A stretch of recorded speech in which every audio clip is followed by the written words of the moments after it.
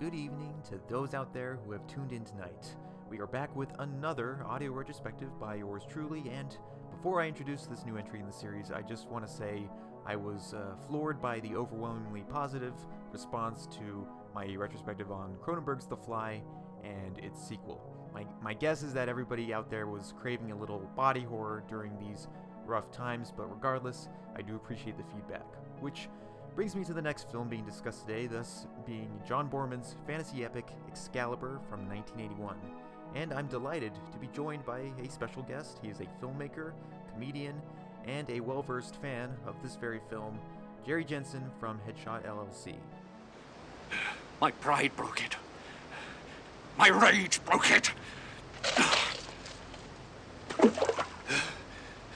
This excellent knight, who fought with fairness and grace, was meant to win. I used Excalibur to change that verdict.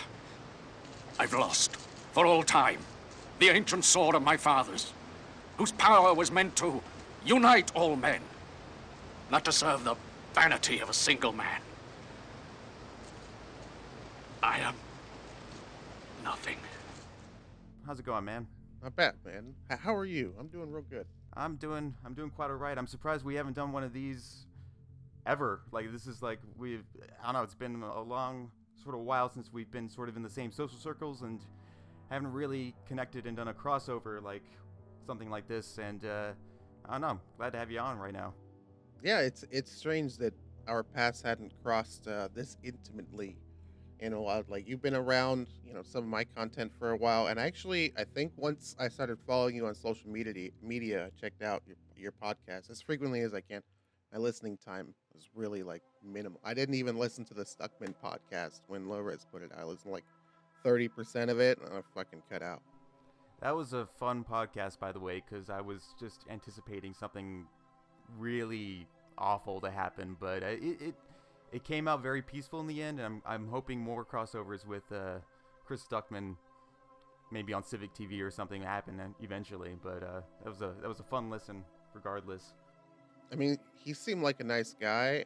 Hans is like remarkably nice. He is really, people don't know this about him. He's remarkably nice and relatable. So I'm not surprised that he and Stuckman kind of got along. But Lores is abrasive. Lores has the worst personality, and I can't imagine. Like, I don't like the guy. I can't imagine Chris Stuckman had fun with him. Yeah, I'm sure there was a little bit of a heated tension between the two, but I don't know. Eating soap. Yes, exactly. So we are covering a film that you kind of requested and sort of wanted to return back to, and it's a film that I have not seen for several years, and one that I recently uncovered through the depths of the 80s sword and sorcery sort of films, and movies actually I definitely flocked to very often and grew up on. But why Excalibur? What is it about Excalibur that connects with you, and what is it about the film that really gels or doesn't work? Well, recently I started rediscovering my personal love for the film, just because I came out of The King, that Timothy Chalamet film, really wanting more, sword and shield type action, but without it being really high fantasy. And that's kind of like almost what you get now. If it's not high fantasy, it's just way too stylized as a modern action film. So I'm just going through all my old VHSs and stuff, and I'm like, oh, I got a copy of Excalibur. And I had completely forgot about the cast, about Liam Neeson, Helen Mirren, Patrick Stewart, and those are the more common names, right? But the whole cast, it's filled to the brim. I'm like, this movie's from 1981, and it's basically every celebrity you could think of from the UK in the 1980s, cram packed in it. But I don't think anybody in the US knew who they were. So at that, I was just like, I'm just sold already. It had been 20 years since I saw the film. It was maybe 12, and man, is it good, boy. I was about the same age, I want to say, when I watched it, and I remember digging it, but then kind of forgetting about it as the years went by. You're right on the money when it comes to the cast, because you got people like Helen Mirren, Gabriel Byrne, Liam Neeson, Patrick Stewart, and then even Nigel Terry, who's a little bit more of a stage Shakespearean actor playing the role of King Arthur, and all these guys kind of boding it well. One little thing I will say that I don't think holds up as strong in the film is that they aren't. I would say they have screen presence, but they aren't really performance-heavy sort of roles. These are kind of just, in a way, and I hesitate to say, but kind of by the numbers sort of stock characters that kind of do their job. But it serves a greater Arthurian sort of tale that's been retold again and again. And I don't know, there's something about Excalibur where I think it sort of shaped that fantasy mold that we would start to see more in the 80s. You know, you get later on films like Willow, Ladyhawke, things by Jim Henson, Terry Gilliam, a lot of these really sort of hyper fantasy sort of related films that I think took a lot of roots from this. And then I even look at a film like Excalibur, which probably took some roots from something like Monty Python and the Holy Grail. And I even put the two together sometimes when I watch those scenes composed. Do you kind of get the same sort of feel? Yeah. Well, what Boorman didn't necessarily say that he was directly influenced by Monty Python and the Quest for the Holy Grail. This was originally supposed to be his 1969 Lord of the Rings film. And that was originally what he was pitched, and he shopped it a little bit, and I don't necessarily know for what reason, but eventually it came to be Excalibur, and he and his team just start like infusing as much of the Arthurian legend as they can inside of it. And I think part of what you're saying about it being really by the numbers as far as performances go is because they have, you know, this maybe like overstuffed kind of concept where it has so many things going on there that could just be one movie. Like by our standards, any one of those things that goes on could be one movie, right? And then you think like, who do you really get it to go in it? Well, almost everybody in the film is like a stage actor, a stage performer anyways. And that's kind of the Patrick Stewart problem, right? Is that Patrick Stewart is probably really, really good in every play he's ever done, but he has frequently adapted that style to his on-screen acting style, and it's really hammy in some scenes in this, especially the early Camillard scenes. Really, really hammy. But you know, it's one of those things where most of the time you're not really expecting like really emotional or impactful performances in what the scenes that you're being seen. Most of it's just like violence and riding horses. But to the Monty Python thing, especially early on in the scenes of the knights coming out of the woods, all that stuff, I would argue that it was just directly pulled from the same imagery. And you got the guy with the like moose head or cow head on a stick with like the leather coming off and stuff. That's directly out of Monty Python and the Quest for the Holy Grail. I don't think that that's even quote unquote inspiration. I think he said, that's cool, fucking do that. Yeah, I think he was definitely capturing some of those influences without like letting it kind of take over his own sort of style and vision. I'm glad you bring up the Lord of the Rings as well, because that's certainly been I guess as the decades have gone by, like that was the new sort of I guess fantasy genre that was sort of implemented in the 2000s. You know, you look back at a film like this where people were sort of questioning if you could even adapt something from Tolkien at the time.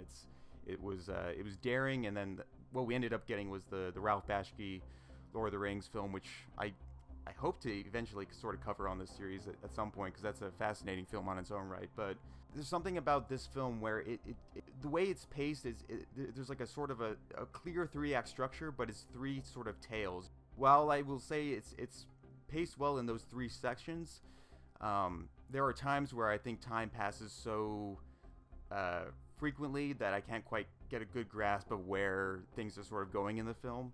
Oh, the whole Uther the whole Uther part. Rewatching that film earlier in the week, I'd forgot it was like that, and I was so fucking confused because it was daytime. They were doing a siege. It's the next day. The I want to bang this chick. No, don't bang my wife. Okay, now that everybody's outside shooting catapults, that happened quickly. All right, I'm gonna. Effectively rape this woman, right? That's what Uther does, right? He pretends to be someone else. So, well, yeah, Merlin makes sure that happens. He's kind of the one sort of like. Oh yeah, he's a bad guy. Yeah, Merlin is a bad guy. What a shitty guy. Anyways, so he effectively sexually assaults this woman, and then the next scene, he walks into the room that he was just in, and she's holding a baby, and he's like, "Yo, you've had a child. Is it mine?" She's like, "No, I slept with this guy 9 months ago." Wait, what? This is 5 minutes later. That just happened. He just did that to you, and you just figured this out? The little girl saw him. What the fuck? So that whole first part, like, although a lot of fun, the battles pretty intense, fucking paced horribly. And then Merlin walks off with the kid, and then the next thing he's there. And they don't give you that Hercules scene. You remember the Kevin Sorbo? Yeah. Okay, so when Hercules shows up, they give you that lingering shot on Hercules, and his hair flows a little bit, and you're like, "Oh, that's Hercules. I've never seen this before ever. That's the guy right there." Like you wouldn't ever need any help. I spent a few minutes in that jousting scene, being like, "Wait a minute, is he jousting? Is he gonna try to? Oh, shit, what's going on?" Okay, he's that one. All right, now I follow. It's an issue with the pacing and the framing and actually getting you to pay attention to the right person when there's a lot of people in that film. Pretty annoying, to be honest. I would say that's where the film sometimes struggles, and you bring up a good point about just the amount of people in, especially in the fight choreography and a lot of the action sequences. There's just so much, and I should add, by the way, that I actually do kind of like the charm of the clumsiness that comes with a lot of the fight choreography when you're wearing all of this armor. I would imagine it weighed a ton on all of these actors, and I don't believe like any of them had like a real choreography instructor helping them out on set, so they were kind of winging it as they were fighting. So that made it more believable, but it also kind of made it a little bit confusing when I couldn't point out who was who at times. I'd watch The Siege with King Leo DeGrance's, played by Patrick Stewart, that sequence, and just kind of get a little bit lost in the midst of the fight, just kind of like, where's Arthur? Okay, there he is, just kind of pointing out and figuring out. Yeah. No, even knowing whose units are what, they're stylized all the same. Again, beautiful armor. Oh, absolutely beautiful. Every part of it. And I love the style of the film. But god damn it, just do something so I can tell who is who. Like point the camera at them for a minute, put a little charm on them. I don't care. You don't have to write I'm Team Arthur, right? I don't need that on his shirt. But like, I don't know, put a white stripe on these guys and be like, "Oh god, these are the Knights of the White Stripe. They're the bad guys." Okay, now I know. Now I can follow. As for the most part, I try to put myself in this situation. And honestly, dude, if you and I went into battle together in the same armor next to each other, I might fucking accidentally stab you thinking you're a bad dude. You're gonna be screaming, "Jerry, stop." And I'm gonna be like, "Oh, for Arthur. I gotta kill you for no, I'm for Arthur too, Jerry. You're killing me." All right, we'll put a white stripe on your armor next time, dude. Sorry. Yeah, at least the cinematography, holds up in the more, I guess, still scenes, the ones that are a little bit more calming and interesting.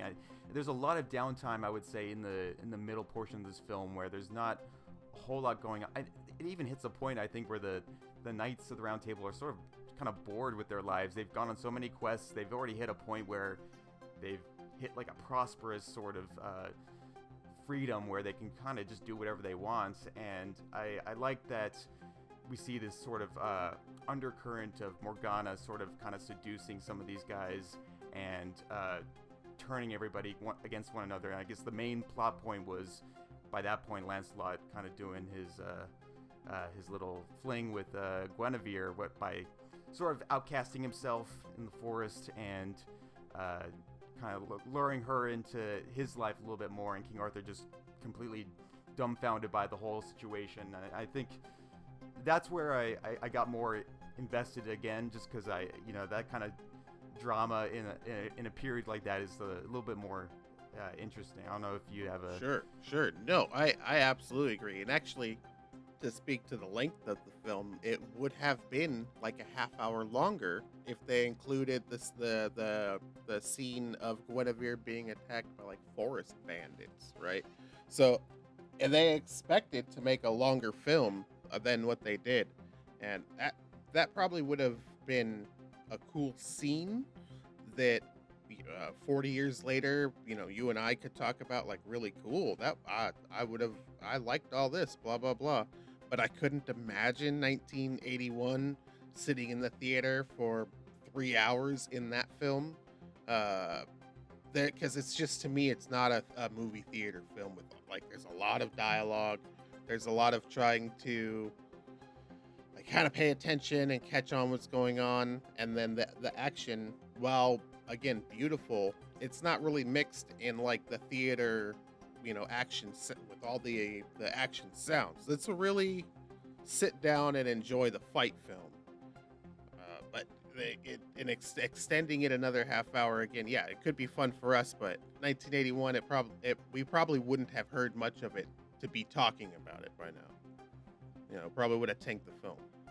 I would say, like, it could certainly benefit from being a little bit longer, and hearing that, like, they did cut out at least 30 minutes of the film says a lot. I mean, because I think there's a lot more that they could have stretched out and kind of given a little bit more depth to each of these characters in this retelling of Arthur and his knights of the Round Table and Merlin and everybody. It's tough because I don't know how I would, like, categorize it in terms of a epic sort of fantasy film, because it's a little bit more smaller scale than I would compare to something like Lord of the Rings, which has, like, these more sweeping shots of, like, thousands and thousands of men and the arrow fucking yeah, like we're more sort of down to the scale of what all of these characters sort of perceive, like, in the moment. We're not seeing big shots of Camelot or anything, but we are still getting really unique visuals. I think that's what kind of lends to the almost mythic roots of this film, is that, like, we can sort of imagine, like, how big this world probably really is, and even, like, the historical roots too, because you gotta address, like, the British, the Saxons, and all these other sort of forces that are historically related to the Arthurian legend. And I would say it lends itself to it is a fantasy sort of tale, but it's not like a grand epic by any means, especially knowing that it sort of cut itself short a little bit in the editing table. Sure. And then, well, this is kind of what for me makes this entire film like a hard sell for other people. Every time I've recommended it to somebody, I would always say, like, look, it's not Lord of the Rings, but it's a really good medieval fantasy film. My brother is the only person I know that, like, likes it as much as I do, and he's 42, so it kind of fits a little bit better for him. But one of the things that is sort of a turnoff for some people is, like, the action, while great, somebody just sort of hits somebody in the chest with an axe, and the dude just sort of goes down. There might be blood there in a second, or, people get their limbs cut off. There's a lot of that going on. A dude gets impaled and stuck to a tree. But a lot of the sword on sword fighting that leads to sword on armor contact it just looks like someone hitting a piece of metal with another piece of metal. And the juxtaposition between, let's say, Legolas, like, fucking people up with arrows, close combat, or Gimli smashing people with his hammer, that shit looks so much cooler than, the early on fight. That very first thing that happens when that dude runs up, he hits somebody in the top of the head with his sword. If you watch the scene back, he hits him with the flat side because, like you said, there's no choreography. Probably these two guys are professional horseback riders and not stuntmen, because they were riding a horse in a crazy scene. So he just popped him on the head real quick so that the actor knew that he just got stabbed. and the guy goes, ah, and then eats shit. And I was like, oh, fuck, that was bad.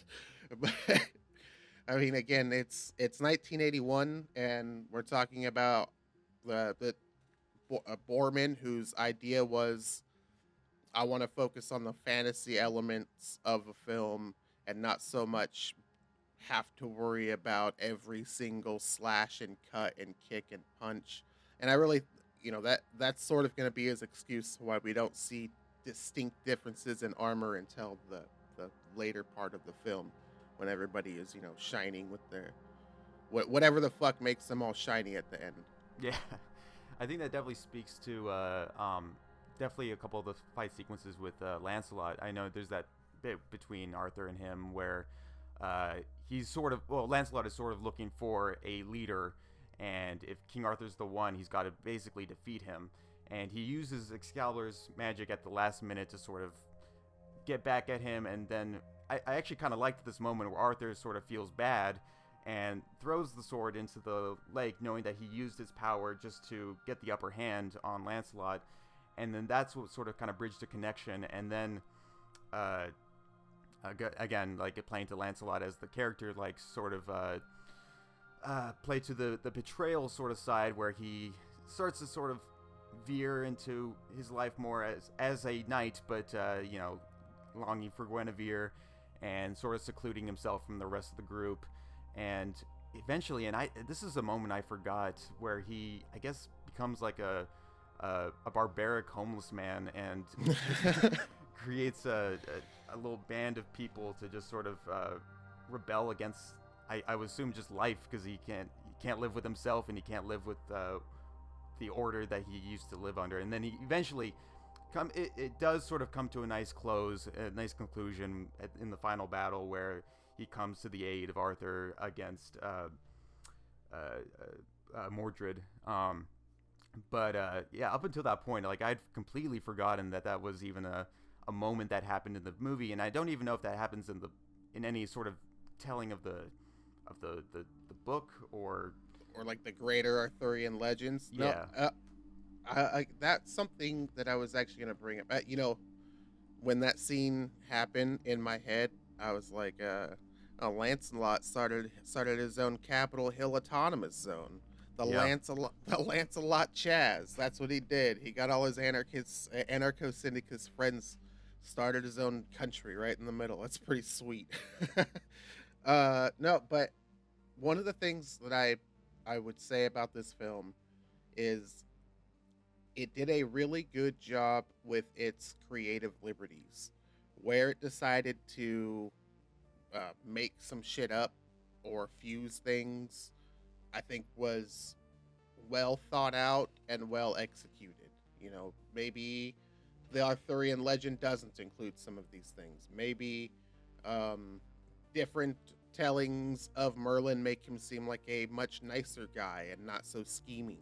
Then that's something that I've seen like fairly frequently, right? Is that that Merlin is made out to be a caring, wise man who only really has good intentions. And I don't think that's the case for this version of Merlin. He definitely seems like a dude who toils with his magic for personal gain. That personal gain being getting to do more fucking magic. Because if none of this stuff happens, he doesn't get to do the weird ass shit that he does constantly. He's just a genuine asshole the whole film. And creepy. And extremely creepy looking. This is the scariest Merlin ever put on television. The whole head thing, the fire scepter thing that he has, that shit's all crazy. And I don't mean to go off on a tangent, but that scene with Merlin and he puts up his staff and the fire comes out of the end of it, Peter Jackson saw that shit and was like, that's the you shall not pass moment. Remember we had the you shall not pass moment? This is the time that we do the thing, but with this part, that's fucking cool. You can clearly see the direct adaptation of that scene coming from a Lord of the Rings 30 some odd years later, or 30 years later, that was already supposed to be that film. It's weird, that cycle, right? That was supposed to be that film, but it ended up adapting things from it. I lost my original train of thought because I digressed so far and got into something completely different. But whatever I was gonna say was gonna be good. Thanks for having me on your show, Jeremy. I'm a contributor. No, I'll go off on that real fast. I mean, that was that was Nicole Williamson playing Merlin as well, and you speak to a good point where he's not your prototypical sort of wizard. He's got, yeah, again, that weird flashy helmet. I believe he's like in his mid-40s. He's got the goatee and everything. He's just, you don't see the wizard top hat and white beard that you kind of expect from your typical wizard, that, or like a Gandalf type or something. So I kind of like that they took a little bit of a departure from what audiences would have expected at the time. This is I guess about a decade or two before, like afterwards, like from the Disney's Sword in the Stone, where everybody thought that was the Merlin that everybody would start to emulate. But and I would say, even given that I do agree he's kind of like the asshole of this movie, is the one that is sort of kind of running the ropes still. He's basically a figure for the earth. Speaks for like all living things, trees, animals, whatnot. John teaches Arthur kind of what earth, wind, fire, and all these things sort of mean, these elements. And I do kind of question why he takes Helen Mirren under his wing, knowing that I always thought that like Merlin kind of had this foreseeable sort of technique, that he knew what was going to happen to all of these characters. He kind of he could foresee the future for everybody, but there'd be moments where he would sort of be surprised, like Arthur wanting to suddenly be knighted instead of like slaying the people that were going after King Leo de Grance. So I'm trying to like get a grasp on what Merlin's real intentions are. He's a very confusing character. Yeah, that's why I kind of project him as like the bad guy, right? Is Merlin sets up the series of events for the whole film to take place, and while he establishes a kingdom, or at least a hierarchy and a law set and a legal system that's gonna be proliferated, right? It's gonna carry on into the out of the Middle Ages and into the future. That's sort of the idea, right? It's like he's giving birth to what will be the future country, and all of these people basically have to lay the foundation and then die to do it. It's a very Dr. Manhattan, sort of mindset, where I have to just create this massive chaos in order to make a good thing happen. Dr. Manhattan or Mr. Manhattan, what is the fucking, the blue Watchman guy, the guy with the massive blue dinger? Yeah. Yeah. So, I mean, it's sort of the same thing, right? Like from Chaos Order. And I think he even says something very similar to that, or something about man's influence on nature and things like that. And all that stuff is super cool. And you can argue the philosophy and the ideas that he's discussing throughout the film, but ultimately, in the context of the movie, he's just the fucking bad guy. Like if he does nothing, right, he can go out into the woods and make potions or talk to deer, right? But he specifically, whenever Uther says, "I really want to cuck this guy," he's like, "Okay, I'll help you, but hold on, let me look into the future. Fuck, if I get your kid, I can give him magic so that he can become king and I can influence him. Oh yeah, I'll definitely help you, Uther. No problem. You want to rape that girl? Shit, dude. I'll put the roofie in there." Like that's how he is. He's kind of a shit guy. And Arthur, in contrast, is a really nice guy, but very flawed. Very, very flawed. Yeah, it's like they're all just kind of dancing with the devil at this point through the whole runtime of the film. I gotta ask now, like, were there any like moments in rewatching this film where you had like a real visceral sort of reaction, where you were like, "Oh shit," or you thought like, "Oh wow, I wasn't expecting that to happen," or I completely forgot that was even. Yeah, I mean, again, when I was talking about some of the gore, whatever, the final scene, and actually the very beginning when that dude gets like impaled into the tree. But honestly, I remembered most of the structure of the film, and I'm not like I wasn't really necessarily caught off guard. I think a lot of people probably would be with like well, they had the change. What's his name that Patrick Stewart makes, and to kind of being the antagonist or protagonist. Antagonist after that. Yeah. I was gonna say, like, there was a moment where Lancelot has that dream where he himself basically stabs him like right in his bottom gut, and I had to replay this shot like multiple times, but he retracts the blade like right from his stomach, and it's all in camera, and I couldn't see any sort of like optical trickery done. I was trying to see how they pulled off that effect because it looked really good.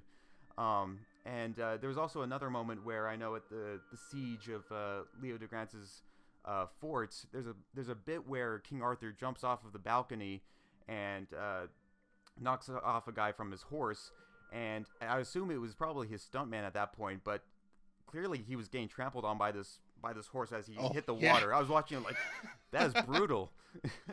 Well, to that I would say, I rather like the struggle of people fighting in full plate mail armor. That was one thing when I was talking about the king.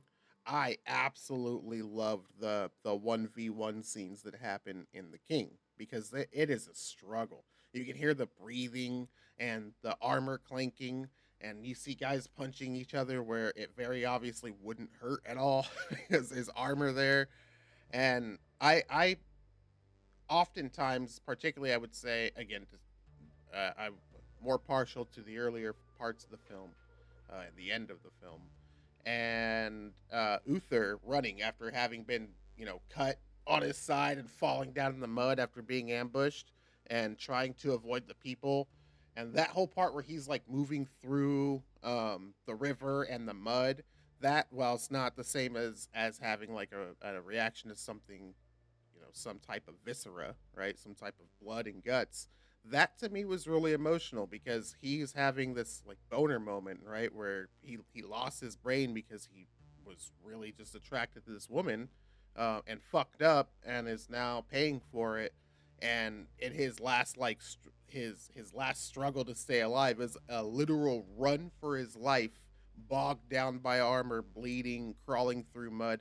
It's kind of pathetic, right? And then he stabs the sword in the stone and just falls and fucking dies right there. It's really pathetic and really sad. And to start the legend out like that, right? We have this really nasty, skeevy guy who dies this really pathetic way. I watched it, I was like, shit, that sucked. This is sad. This dude that was a sad movie. Oh, there's another 3 hours of it. Okay, here we go. Yep.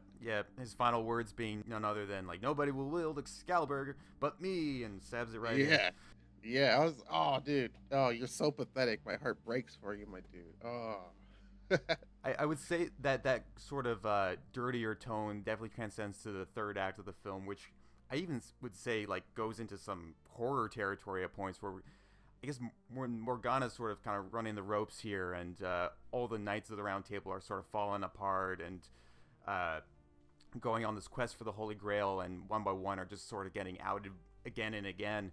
I think I loved that this gave a little bit more spotlight to the Percival character, who started off as this kind of bandit character who, was sort of lost, didn't really have any sort of values or anything, and then eventually, ones up himself to the position of like a Knight of the Round Table serving under Arthur, and redeems himself in retrieving the Grail, figuring out the puzzle, and then like saving him and taking them all back into battle and kind of ending it. And then, and I don't know if, I think they've switched characters here, but like he's the one that ends up throwing Excalibur back into the lake at the very end. Yeah.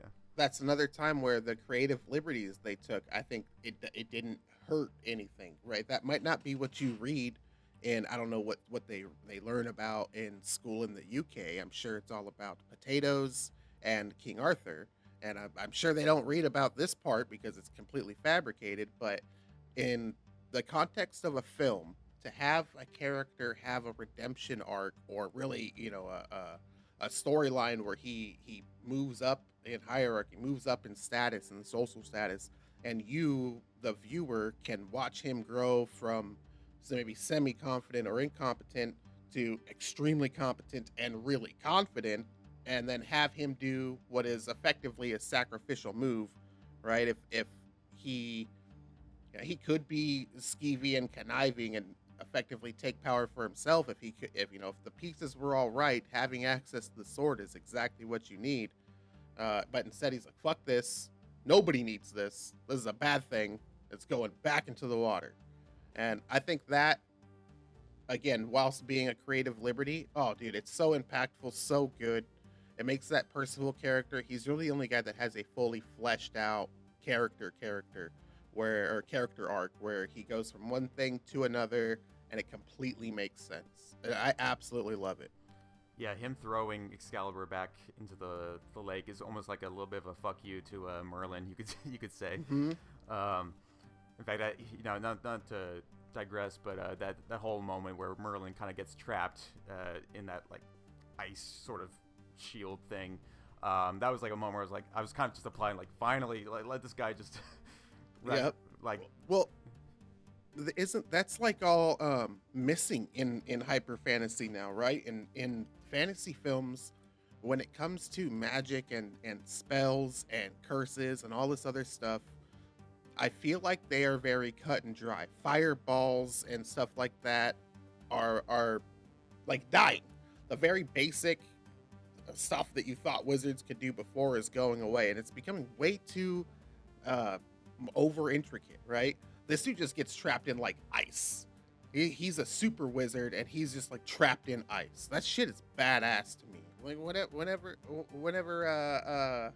the other Kryptonians, I can't remember their name, in Superman 3 get like trapped in a two-dimensional piece of paper. That shit's badass, dude. yeah. And we're missing that in later films.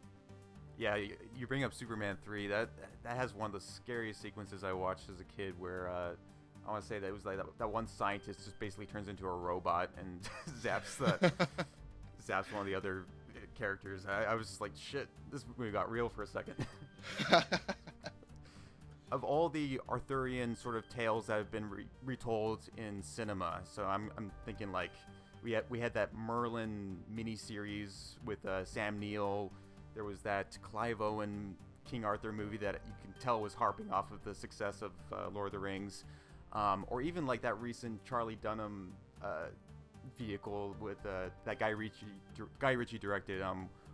What do you make of all of these other King Arthur films that you might have seen, and would you say Excalibur is probably the one that holds up the most, or stays the most true to, I guess, the roots of the story? Yeah, anything after the Disney animated Sword in the Stone probably fucking sucks. I'm gonna be honest. That 2015 or 2016 King Arthur or whatever it was, the one that you're talking about with Charlie Dunham, is that his name? I hated that. It feels like the generic go-to fantasy. Just the King Arthur in general. It feels very easy. Hey, we got Merlin. You know Merlin, right, everybody? Hey, we got Lancelot. You know Lancelot, everybody. And there's King Arthur and Guinevere. I think this film is the really super complicated take on King Arthur, and just about everything else is vanilla and boring. And it's mostly about the action, but the action is done in the context of modern films. So there's way too many explosions and way too much just random fire, things that don't make sense, that are more fit for the modern fight scene, right, in a city, and not between knights and stuff like that. And I very honestly feel like the one-man army tough guy bullshit that most of those films do is one of the biggest problems in action films already. And it's a film like Excalibur that makes everybody do fighting, and none of the fighting looks super great, but it's very stylized. I think that is way more interesting and has more longevity than the vast majority of what we've seen in these. And I'm not even just going to say the King Arthur adaptations. I would say most of the Sword and Shield sort of concepts that have come out. There's exceptions to the rules, but even in things that are like wildly popular, The Last Kingdom, or save for maybe Game of Thrones, which the first few seasons of that I think are really, really, really good. Most things, yeah, when they do medieval, they do it like shit. They really do it. There's too many sexy people. There's too many ripped people. There's too many people that just like wear leather when they go and everybody else is in plate mail, but the hero is in sexy leather or some shit. I hate all that, dude. I hate it. I think that's definitely a problem with modern fantasy now, where, and again, why I was kind of flocked to a lot of the stuff that coming out of the 80s was, um, yeah, there was always sort of an imperfect but stylized angle to them, and now it's like everything has to be a little bit more flashy, glorified. Again, like you said, like if people are wearing just very impractical armor, have to look good for the camera, and again, it's like maybe like post Lord of the Rings, it's like it's really sort of died down. I think maybe Disney was trying to do something to that effect with like the Narnia franchise, which I think is also getting a resurgence soon, but or the Amazon Lord of the Rings series that's supposed to happen. It's just it's an ongoing series of just fantasy fare that's not quite delivering anymore, and it is a little depressing that we can't go back to those roots where people just don't look like the typical soldier that we see nowadays. You can just feel the grime, you can feel the dirt, you can feel the sweat kind of coming off of all of these characters. And it's and again I harp on this sometimes, but like the clumsiness too, again in the action, I think is real, and I think that's also why I kind of why I'm personally more drawn to sort of something like that. And nowadays it's, yeah, I mean, I can't see a King Arthur film like standing on 2 feet unless it like kind of goes back to some of those more complicated roots. But even then, when you bring up like how this is probably one of the most complicated sort of King Arthur stories, movies back then too, a lot of the fantasy films, they weren't very complex. You can kind of put two and two together and sort of follow along pretty well. And I think that's a problem right now with fantasy films or shows, even like with Game of Thrones, is that they get overly complicated and you have to really get into this lore, and you kind of get a little bit lost unless you've read all the books and you know everything this author has sort of covered. So I think kind of going back to those like more streamlined sort of easy sort of to watch fantasy films are something that's kind of needed today.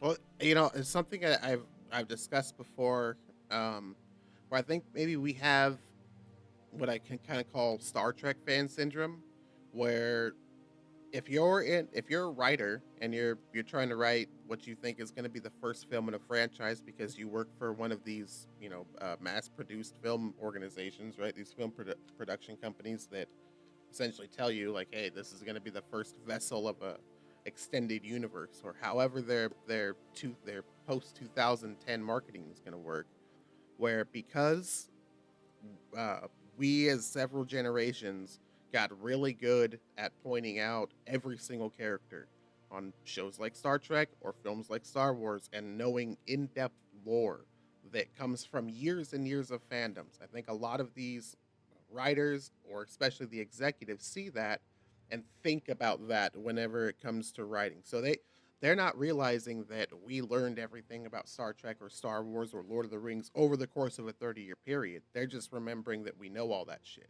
So they're putting in characters and names and scenes and plots and lore, and here's a B plot, a Z plot, and just everything in between, because they know at some level we retain some of this information when we become super fans.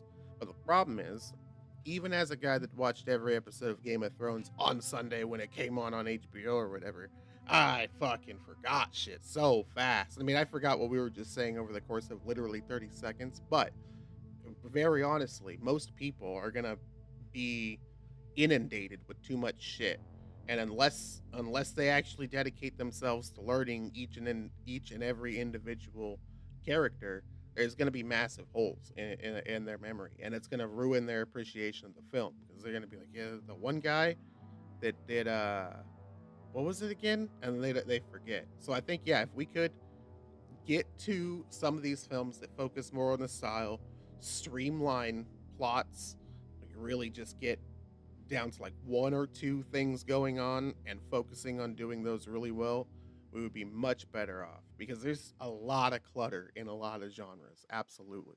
I can definitely attest to watching all of Game of Thrones, and even with all of those previously on last episode sort of moments, I can't name half of those characters in that show still. And Sure. it's definitely uh,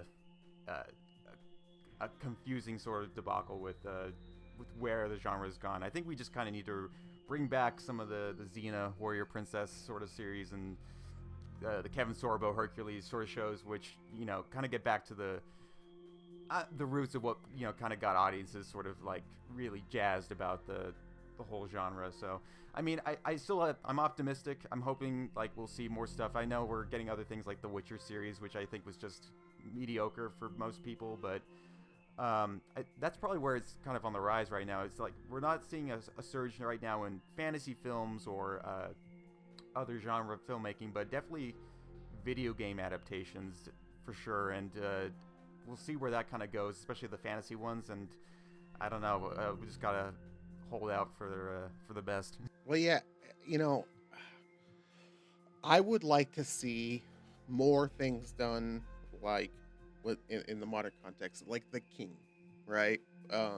Maybe without some of the politics and without any of the influence of Shakespeare. I know it's kind of hard to do when you're talking about a movie, but still, yeah. Hey, Jerry, we're gonna have no Shakespearean influence in this thing that has actors. You're right. No, I know I'm fucking stupid. Sometimes I say things. Anyways, I would like to see less of that Shakespearean influence and more focus on, like you said, the grimy, clunky, complicated movement of battle that was the Middle Ages, right? I enjoy seeing people with the plague, right? I enjoy seeing peasants. I enjoy seeing the fucked up world and hearing people, right, lament their status in the world while praising their new god and all this other stuff. That shit's all fun.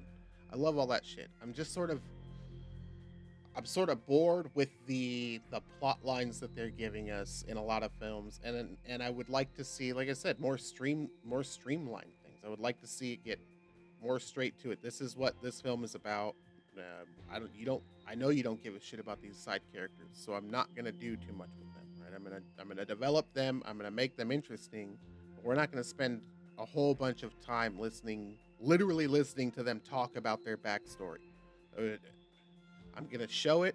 I'm not gonna tell you it, and I'm gonna make a good film. I would love that in any genre, but especially in the Sword and Shield. Like you bring up Xena Warrior Princess and Hercules. I fucking love those shows. I love those shows to death. I seriously might spend a few hours watching some Xena today and just get some Lucy Lawless time in. Oh yeah. Because when you think about TV now, right, and you think about an episodic television program, you don't really get the sense that every episode is supposed to be like 100% standalone. There's always an influence of, hey, you remember this thing from 10 episodes ago or 15 episodes ago? It's just about everything. Those shows stand alone. Every episode, you could watch it. The first time you've ever seen it, it might as well be episode 1. You know who's on screen.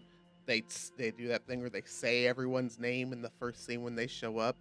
And they're beautifully shot constantly, right? Yeah, the choreography isn't necessarily the best, but those shows are so much more fun than a lot of the shit that we're getting now. Especially, I'll say it again, that show, The Last Kingdom, or what was the one with Chris Pine, the movie that came out with Chris Pine? I can't remember. I want to say like A One True King or some like shit that, on yeah. Netflix. Yeah, and hey, that was good or whatever. It still kind of had this near perfect hero problem, sexy near perfect hero that can do no wrong. It's basically a Mary Sue, but like I would like to see more shit like that, more almost quirky, but still kind of serious, like fantasy stuff. I don't really need I don't need like, you know how they do those grungy takes on films now, or on genres now. Like they did that Hansel and Gretel edgy version to the Too Edgy for You. That movie was a piece of shit. Exactly. I don't need witch influence, right? I don't need the witch influence and everything, but I would like to see a more dialed back version of fantasy just about everywhere, and get more to something like what we've been talking about. Yeah, and especially into that, like, just embracing some of the cheesiness too, you know, because we go into this knowing there's going to be some elements that are going to be very... It's fucking magic. Yeah, you know, it's magical thinking, and there's wizardry and everything. You got to kind of just sort of embrace it for what it is and not be so self-serious all the time. And I think that's the more of the approach that we want to kind of lean into at the end of the day. And I think what Excalibur, for as poetic and epic as it tries to boast, it still has some of those elements. I think there's even quirky moments where Merlin is like falling in the lake, or like, I don't know, dicking around with fish or something. So it's those like little moments I think that they're needed. And I think he takes a nap. Yeah, that was one of the weirdest things. Uther's like looking for this dude. He comes out of he's like, where are you, Merlin? He comes out. I got the fucking sword, dude. And Merlin's, fuck, taking a nap, dude. I'm cool. I'm like, what the fuck is this? And all right, I guess I'll stand here and protect you. That shit had me rolling. I don't know if it was supposed to be funny, but I thought it was hilarious. Homeboy is gonna take a nap, and then whenever he's like calling the dragon, right, and they're gonna have the mist come and build the mist bridge and all that stuff, Uther takes a fucking nap. He's fucking out. It's my turn now, dude. That shit was funny to me. Now, I love that this whole coverage of Excalibur has just been partly just shitting on Merlin the whole time, because that was watching the film again. We're like, wow, what an asshole this guy is. What a dickhead. No, if your friend comes up and says, hey, I really want to cuck this guy, just be like, come on, bro, let's just go home. Yeah. That's what you should do. Is there anything to, I guess, sort of close here with Excalibur? Is there anything else you'd like to mention or recommend about it that you think a newcomer, somebody that is a fan of fantasy but hasn't seen a film like this and would probably like to dive into? Is there anything about it that you would really tell people to hold their reservations about, or just kind of... Yeah, I mean, look, like I was saying before, a lot of these people are classically trained theater actors. And they kind of ham it up a little bit in some of the scenes. Some of the dialogue goes on for a little bit. But the core of the movie is so fucking good. It absolutely, the best way I can describe it is this movie glows with charm. And every frame is beautiful. There's some beautiful shots that missing out of this movie because of its length, because of its date, or maybe because you are more adapted to modern visual effects, and you know a movie that has worse visual effects than something like Willow might not be so appealing to you. But this, it's so charming and beautiful. There's so much to enjoy in this film, even if you get lost somewhere in the sort of plot line that's going on, even if you have an issue with maybe even understanding somebody because he has a weird accent or whatever it is. There's just so much to enjoy in the visual composition of this show, or of this movie. And I think it would be a shame if you're like, you know what, dude, I don't want to watch this movie. I'm not interested. I like everything else, like Lord of the Rings, that I've ever seen, but this is the one I want to skip. Don't do that. I think it's a visual charm that definitely comes with this film, and I think John Boorman was definitely going for that the most. The mystical, what you can do practically on set, and just the Shakespearean sort of stage acting presence. I think all of that was definitely what holds this film up as probably one of the best of its kind.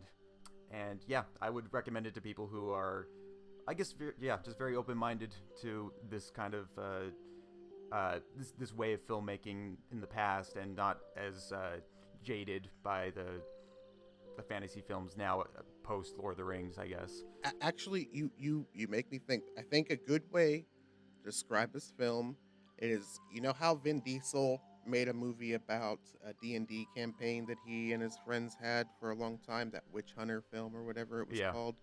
And you know how people have frequently asked, about potential Dungeons and Dragons based film, I think that very seriously, Excalibur is the best Dungeons and Dragons film. If you were to watch this film with your friends and take those characters and build out a role playing game, you would have great fucking characters. You would have a great time if you were role playing as these guys, because these guys very much seem like they're built off of the storyline concepts that you would get from uh, Dungeons and Dragons. Maybe they don't have the most in-depth character arc, but they have particular skill sets and they speak a certain way. Like it very much feels, especially in the storyline, um, the 3 act structure and the way that it is, the adventures that this band of badass knights goes on. It's very much the best D&D movie. That's what I'll say. That's how I'll end. That's a good comparison. Didn't we get a Dungeons and Dragons movie from the 90s with like Jeremy Irons? Yeah, with Marlon Wayans. Yeah, Jeremy Irons and Marlon Wayans, and the dude from shit, I can't remember his name, but the dimply white actor, I can't remember his name. He always reminded me of the guy that played Eric Matthews. He's like a generic version of Will Friedle. Yeah. Okay. Yep. I know the face. That was a weird time where horrible movie, horrible fucking movie. What the hell? Yeah. They gave Marlon Wayans like a flappy ear, like hat or whatever. He's supposed to be goofy, but still modern black. Oh god, dude. Oh, but Jeremy Irons kills in it. Oh, he's over the top. He's having a fun time in that role. Absolutely. He did not take that day off when they called. He said, "Look, I have 8 hours." They're like, "All right, do whatever the fuck you want." All right, I'm gonna be as Jeremy Irons as I could possibly be. When you cast it in, what did you see? I saw nothing but the wind on the water. My king, I couldn't do it. Excalibur cannot be lost. Other men. Do as I command. One day, a king will come, and the sword will rise again. As we come to a close here, Jerry, thanks for coming on. Is there anything you would like to plug for the listeners out there, or anything you got on the pipeline? Well, yeah, you could always watch more Comfort Systems. Then just follow me on Twitter, mulatto_Jesus. I post where all my content comes from. I don't want to redirect anybody. Just watch more Comfort Systems and follow me on Twitter. Yeah, and I can vouch that Comfort Systems is probably one of the most entertaining series I've seen right now, or as of late. Really, definitely support those guys. They're putting out some really fresh content, and yeah. We are very funny. Oh, absolutely. If you want to follow me over at Twitter, I am at Jeremobie. I think I'm still Jerem Spader. I haven't changed that name in quite a while. You can also follow me over at Letterboxd, where I'm continuing to post little reviews or little sardonic takes on films that I'm watching. So that's also Jeremobie. And you can also follow me over at Facebook at Film Chow Productions.